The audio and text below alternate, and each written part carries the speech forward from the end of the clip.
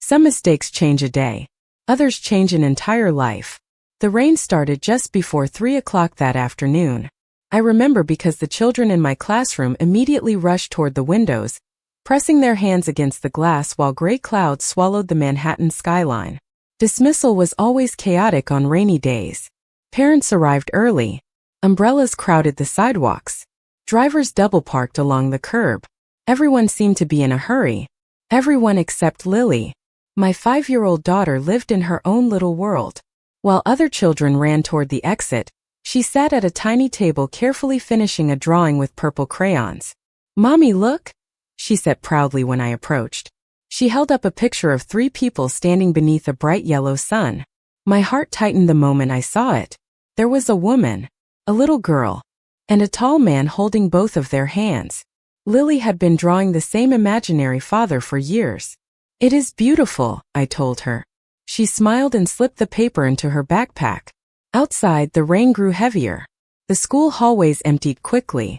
I spent a few extra minutes helping another teacher stack supplies before grabbing my coat and umbrella.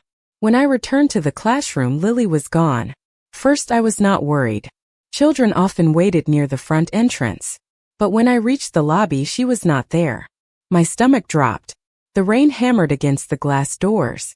Parents hurried past carrying backpacks and umbrellas. I scanned every face. Nothing. "Lily," I called. No answer. Panic rose instantly. I rushed outside into the cold rain. Water soaked through my coat within seconds. My eyes searched every vehicle lining the curb. Then I saw it.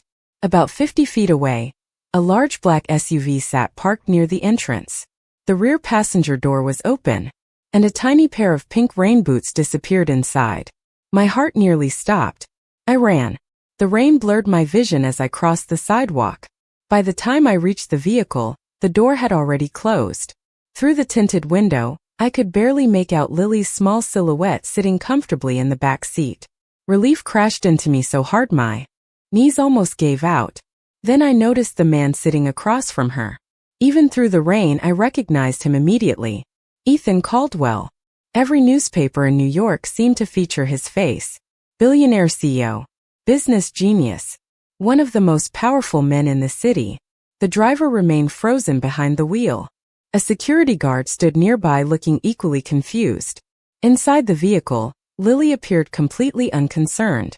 She was smiling, talking, gesturing with her hands as if she had known the man for years. I hurried toward the door just as Ethan reached across the seat and picked up the small backpack Lily had dropped. Something must have fallen out because both of them looked down at the floor simultaneously. Then Ethan paused, completely still. The kind of stillness that makes the entire world feel wrong. His gaze fixed on Lily's arm. My pulse quickened. Even through the rain-covered glass, I could see his expression change. Not anger, not confusion, something deeper. Something that looked dangerously close to shock. And for reasons I could not explain, a terrible feeling suddenly settled in my chest. And for reasons I could not explain, a terrible feeling suddenly settled in my chest. Rain drummed against the roof of the SUV as I pulled open the rear door. "Lily." My voice came out sharper than I intended. My daughter immediately looked up and smiled. "Mommy." Relief flooded her face as though nothing unusual had happened. To her, climbing into the wrong vehicle was simply another childhood mistake. To me, it felt like the beginning of something I could not yet understand. Ethan Caldwell remained seated across from her. His hand still rested near the backpack lying open between them. For a brief moment, neither of us spoke. The last time I had seen him was 6 years ago. Yet the recognition was instant. The same gray eyes. The same calm presence.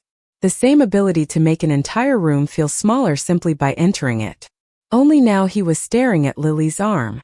Specifically at the small crescent-shaped birthmark visible just below her sleeve. My heartbeat accelerated. Instinctively, I reached forward and adjusted her jacket. The mark disappeared. Beneath the fabric. Ethan slowly lifted his gaze toward me. Something unreadable moved behind his expression. "She got into the wrong car," I said quickly. "I am sorry for the confusion." My voice sounded steady. I was grateful for that because nothing inside me felt steady anymore.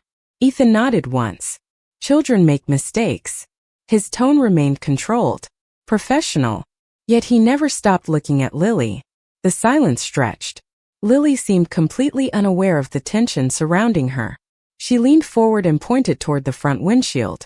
"Your car is bigger than the school buses." The driver immediately looked down, clearly trying not to smile. Ethan's attention shifted to her. "Is that so?" Lily nodded enthusiastically. "And it smells nicer too." For the first time I saw the faintest hint of amusement touch Ethan's face. It vanished almost immediately. Still, the sight unsettled me. I remembered that smile. I remembered far too much. "Lily," I said gently, "it is time to go." She grabbed her backpack and climbed out of the vehicle. I expected the moment to end there. Instead, Ethan stepped out as well. Rain immediately spotted the shoulders of his dark coat. Around us, security personnel pretended not to watch while clearly watching everything. Ethan looked down at Lily. "How old are you?" The question sounded casual. Too casual. My stomach tightened. "5, Lily answered proudly. "I turned 5 in April." Time seemed to stop. Ethan's expression did not change. Yet something in his eyes hardened with focus. He glanced toward me briefly before returning his attention to Lily. "Do you like school?" She launched into an excited explanation about art projects, spelling games, and her favorite teacher. I barely heard any of it. Every second felt dangerous. Every question felt dangerous. Finally, I stepped closer. "Thank you for making sure she was safe." The message was clear. The conversation needed to end. Ethan met my gaze. For one long moment, neither of us looked away. Then he nodded. "Of course." I took Lily's hand and turned toward the sidewalk. The rain felt colder now. We had only made it a few steps when Ethan spoke again. "Grace." Hearing my name from his lips after 6 years nearly stopped me in my tracks. Slowly I turned around. The rain blurred the city behind him. His expression remained calm, controlled. But his next question made my heart forget how to beat. "How long have you been back in New York?" My heart forgot how to beat. The rain continued falling around us, turning the city into a blur of gray reflections and moving headlights. For a moment I could not answer. 6 years disappeared in an instant. Suddenly I was 23 again, standing beside Ethan Caldwell beneath summer lights, believing the future was simple. Then reality returned. Lily squeezed my hand. "Mommy." Her small voice grounded me. I forced myself to breathe. 3 years, I answered. Ethan studied me carefully. The expression on his face remained controlled, but I knew him well enough to recognize what was happening beneath the surface. He was calculating, remembering, connecting pieces. "I see." The words sounded simple. They were not. Before he could ask another question, I offered a polite nod and guided Lily toward the sidewalk. This time he did not stop us. Yet I could feel his eyes following us all the way to the subway entrance. The feeling stayed with me long after we disappeared into the crowd. That night I barely slept. Rain tapped softly against my apartment windows while memories refused to leave me alone. Ethan had always been observant. That was what worried me most. Most people would have dismissed the resemblance as coincidence. Most people would have forgotten the birthmark. Ethan was not most people. He built an empire by noticing details others missed. Around midnight I checked on Lily. She slept peacefully beneath a blanket covered with cartoon stars. One arm rested above her head. The sleeve of her pajamas had slipped slightly. The small crescent-shaped birthmark remained visible on her wrist.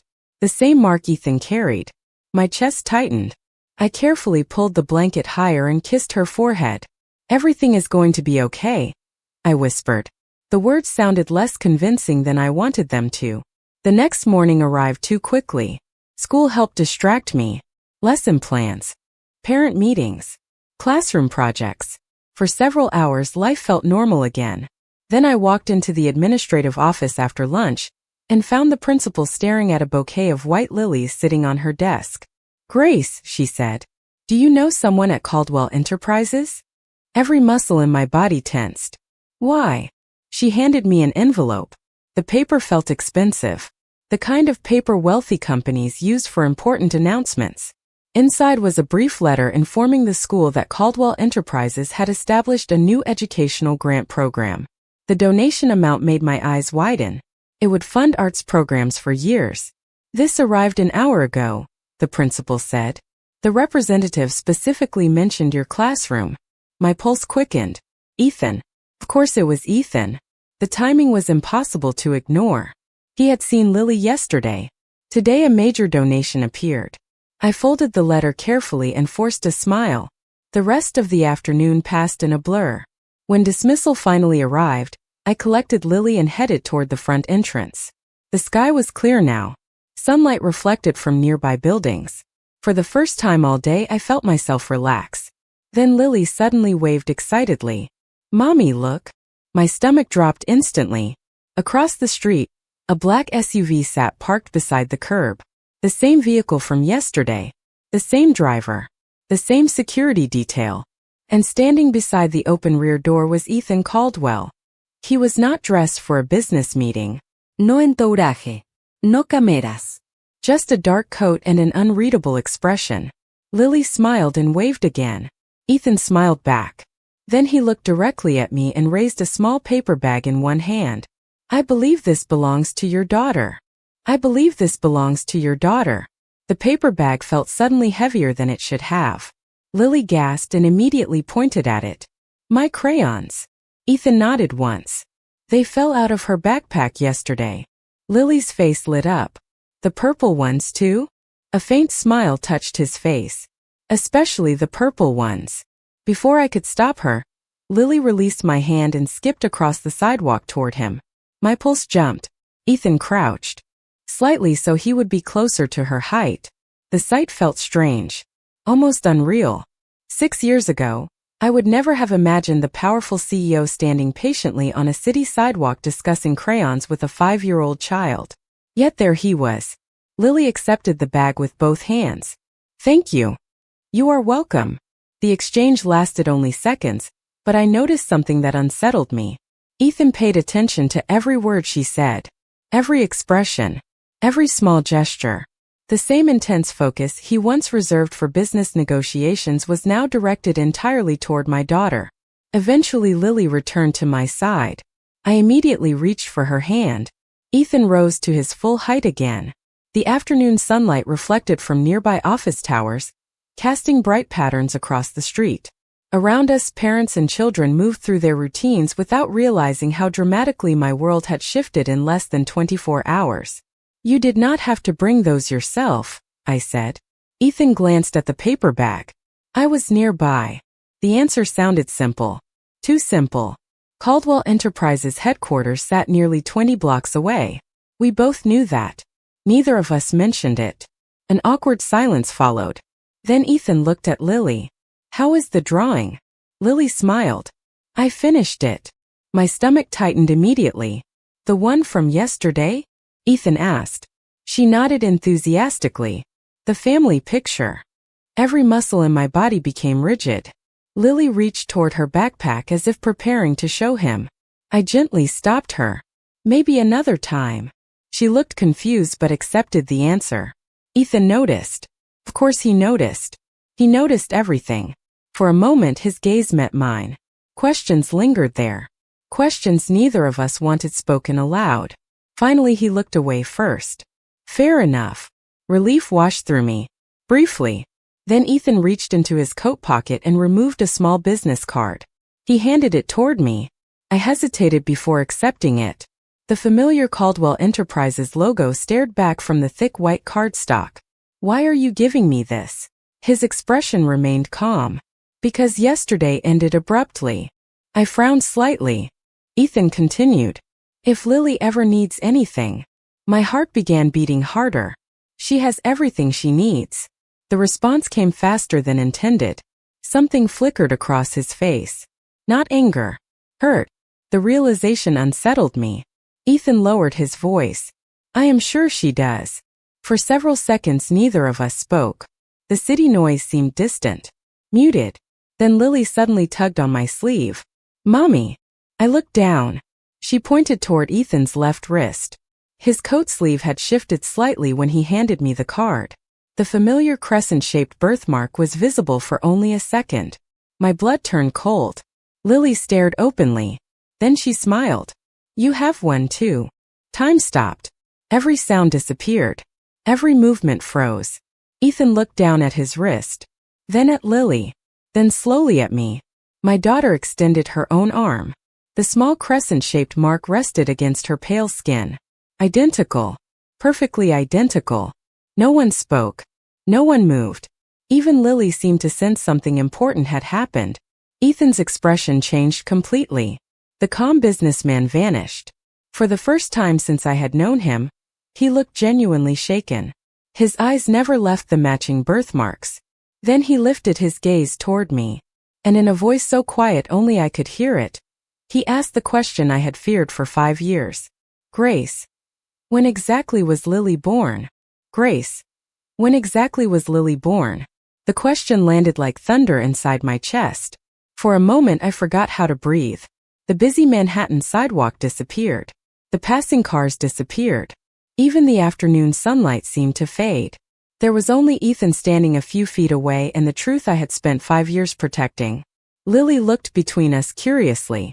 She sensed the tension but could not understand it. How could she? Children saw the world through simple questions and simple answers. Adults carried entire histories inside a single moment of silence. I forced myself to remain calm. We should go. My voice sounded distant even to me. Ethan did not move. He did not argue either. He simply watched me, the same way he had watched business rivals during negotiations. Patient, focused, waiting for the truth to reveal itself. Lily tugged gently on my hand. Mommy. I smiled down at her. Took effort.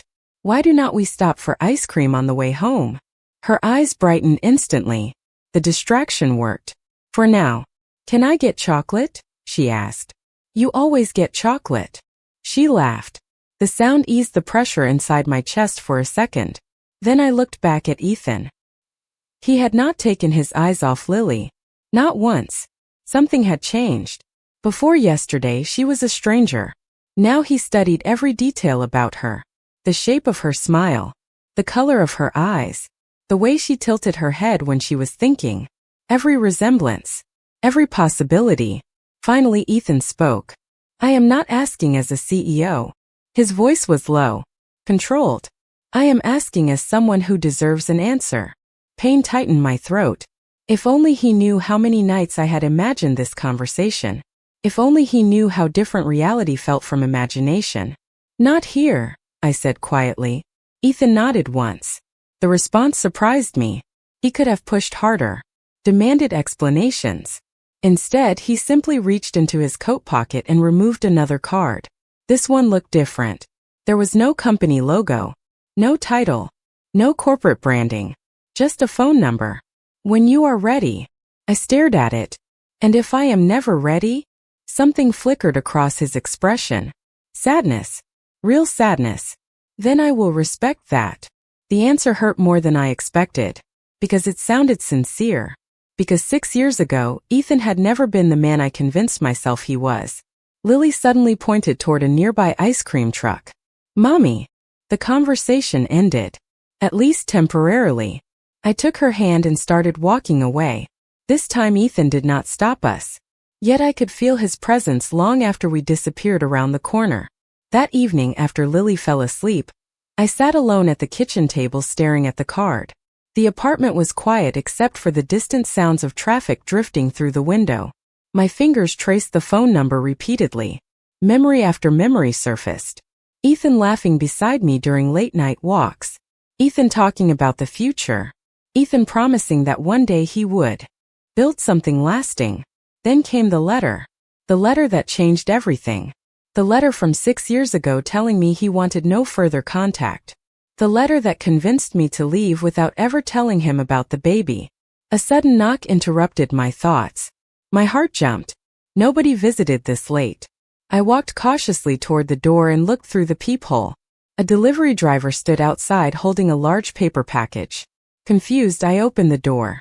Grace Miller, he asked. I nodded. This was sent for you. The package contained children's books, art supplies, coloring sets. Everything Lily loved. There was no note, no signature, nothing identifying the sender. But tucked inside one coloring book was a small receipt. My stomach dropped instantly. The payment name printed across the bottom read Ethan Caldwell. The payment name printed across the bottom read Ethan Caldwell. I stared at the receipt for several seconds. My fingers tightened around the edge of the coloring book. The apartment suddenly felt too quiet, too small, too full of memories I had spent years trying to bury.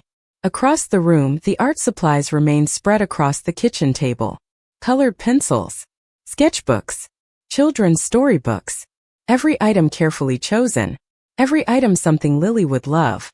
Not expensive. Not extravagant. Thoughtful. That was what unsettled me most. Ethan remembered details. He always had.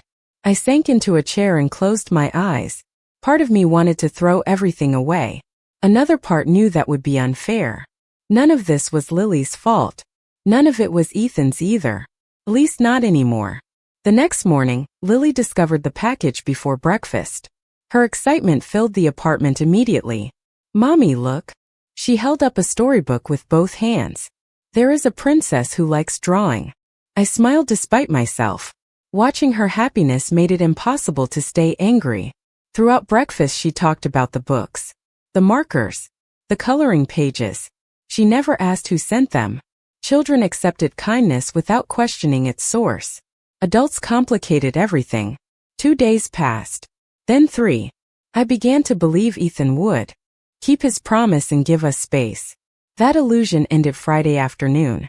School had just dismissed when I heard Lily laugh. Not the polite laugh she used around strangers. Her real laugh. The one that came from pure happiness. I looked up immediately. Across the playground fence stood Ethan. He wore a simple navy coat and no tie.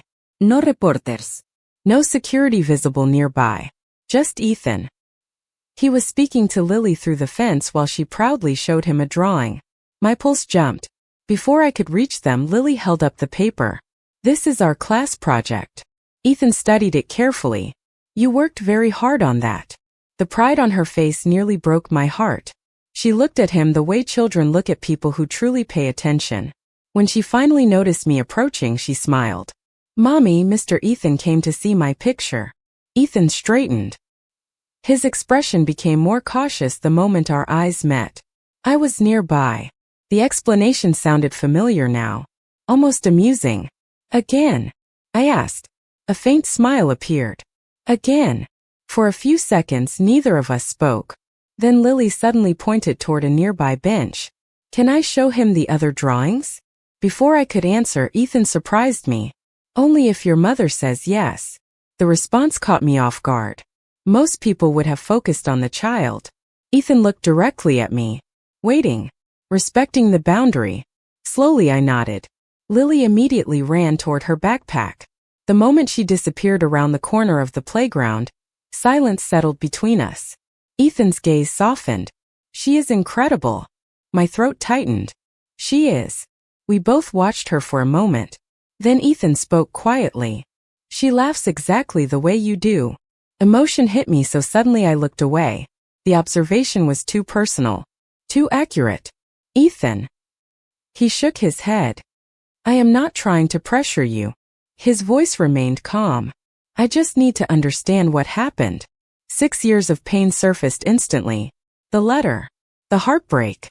The lonely pregnancy. The years spent raising Lily alone. I folded my arms tightly. "You already told me what happened." Confusion crossed his face. "What do you mean?" I stared at him. "The letter." Ethan's expression changed immediately. Every trace of calm disappeared. "What letter?" My heartbeat stopped. Because the look on his face was not guilt. It was genuine confusion. Because the look on his face was not guilt. It was genuine confusion. For several seconds, neither of us moved. The sounds of children playing on the nearby playground faded into the background. Ethan stared at me as if I had spoken a language he did not understand. "What letter?" he repeated quietly. My pulse accelerated. "Do not do that." His expression tightened. "Do what?" "Pretend." The word escaped more sharply than I intended. Years of hurt suddenly felt fresh again. 6 years of unanswered questions. 6 years of believing I had been abandoned. Ethan took a slow breath. Grace, I have absolutely no idea what letter you are talking about. The certainty in his voice unsettled me. Not because I believed him, because a small part of me wanted to. Before I could respond, Lily came running back toward us holding several drawings. Her smile instantly erased the tension from her world. Look. She proudly displayed colorful pages covered with houses, flowers, and smiling stick figures. Ethan immediately focused on her. Not on the argument. Not on me. On Lily. He examined each page carefully. This one is my favorite. Lily beamed. Mine too. Watching them together felt strangely painful, because it felt natural. Too natural. Eventually school staff began locking the playground gates. Parents gathered their children. The afternoon was ending. I reached for Lily's backpack. Time to go. She nodded, then surprised both of us. Will Mr. Ethan come tomorrow? The question hung in the air. Ethan looked at me before answering. Only if your mother wants me to. Lily seemed satisfied by that answer. She waved goodbye and started toward the sidewalk. I followed. This time Ethan called my name before I could leave. Grace. I stopped. Slowly I turned around. His expression had become serious again. If there was a letter, I never sent it. My chest tightened. The conviction in his eyes was impossible to ignore. Then he added something even worse. And if someone used my name to send one, I want to know who. The drive home felt endless. Memories kept replaying inside my mind. The envelope. The signature. The words telling me Ethan had chosen his future and wanted no further contact. At the time I had believed every sentence. Why would I not? The letter carried his name. His law firm's heading. Everything looked authentic. Yet now uncertainty had entered the story. By the time Lily fell asleep that evening, I had made a decision. Near the back of my bedroom closet sat a small storage box I had not opened in years. Dust covered the lid. My hand shook slightly as I pulled it onto the bed. Inside were photographs, old movie tickets, birthday cards, pieces of a life that ended too suddenly. Near the bottom rested a large envelope. The envelope. My pulse thundered in my ears. Slowly I removed the folded letter. The paper had yellowed slightly with age. The familiar words remained exactly where I remembered them. I read every line again. Then another detail caught my attention for the first time. At the bottom of the page was the signature. Ethan Caldwell. 6 years ago I never questioned it. Tonight something felt wrong. The signature looked slightly different from the one printed on the business card sitting beside me. Similar, but not identical. A chill moved down my spine. The next morning, before I could change my mind, I called the number Ethan had given me. He answered on the second ring. Grace. The sound of my name in his voice immediately transported me back 6 years. I closed my eyes briefly. Then I looked at the old letter resting on the table. I found it. Silence filled the line. Then Ethan asked only one question. Can I see it? Can I see it? I stared at the letter resting on my kitchen table. For years, those pages had represented the end of everything. Now they felt like the beginning of a question I was no longer sure how to answer. Yes, I said quietly. Ethan exhaled on the other end of the line. The sound carried more relief than I expected. Where? We agreed to meet that afternoon at a small coffee shop near the school. Neutral ground. Familiar ground. Safe ground. Yet when I arrived, nothing felt safe. Ethan was already there. He sat near the window with a cup of untouched coffee in front of him. The moment I entered, he stood. The gesture was automatic. Respectful. Familiar. My chest tightened. 6 years disappeared for a second. Then reality returned. I sat across from him and placed the envelope on the table. Neither of us spoke immediately. Ethan opened it carefully, as though he were handling something fragile. Maybe he was. He read the first page. Then the second. His expression grew darker with every line. Not angry. Hurt. Confused. Disbelieving. When he reached the signature, he stopped completely. Silence settled between us. Finally, he looked up. I did not write this. The certainty in his voice sent a chill through me. How can you be sure? Ethan slid the paper across the table and pointed toward the bottom. Because this signature was copied from a public corporate filing. My pulse quickened. He continued. I never sign personal correspondence this way. I looked down. Suddenly the differences seemed obvious. How had I never noticed? Because heartbreak had made me accept what I feared most. Ethan removed his phone and made a call. The conversation lasted less than 2 minutes. He asked several precise questions. Then he ended the call and looked at me. The law firm listed here never sent this letter. My stomach dropped. What? He nodded grimly. The reference number does not exist. For a moment neither of us spoke. The noise of the coffee shop faded into the background. Cups clinked. Customers chatted. Somewhere a machine steamed milk. Yet all I could hear was my own heartbeat. Ethan leaned back slowly. Grace, I spent months trying to find you. The words hit me harder than I expected. What? His eyes never left mine. After you disappeared, your phone was disconnected. Your apartment lease ended. Nobody knew where you went. Emotion tightened my throat. I thought you wanted me gone. Pain flashed across his face. Real pain. I thought you left because you stopped loving me. The years between us suddenly felt tragic instead of inevitable. 2 people. 1 lie. An entire life changed by a forged letter. Ethan looked down briefly before speaking again. There is something else. My pulse accelerated. What? He hesitated. The pause alone terrified me. Then he said the words I had been expecting for days. I had the birthmark investigated. The air left my lungs. Ethan's voice softened. It is extremely rare. I could barely breathe now. Ethan. He leaned forward. Not like a CEO. Not like a businessman. Like a man whose entire future depended on the next answer. Grace, I am not asking because of a birthmark. His eyes held mine. Steady. Honest. Vulnerable. I am asking because every time I look at Lily, something inside me already knows. Tears blurred my vision. 5 years of fear. 5 years of protecting my daughter. 5 years of believing I had been abandoned. And now the truth stood directly in front of me. Ethan swallowed hard. Then, in a voice barely above a whisper, he asked the question neither of us could avoid any longer. Is Lily my daughter? Is Lily my daughter? The question hung between us like a fragile thread connecting 2 lives that had been separated for far too long. I looked into Ethan's eyes and saw none of the confidence the world associated with him. No Billionaire certainty. No executive authority.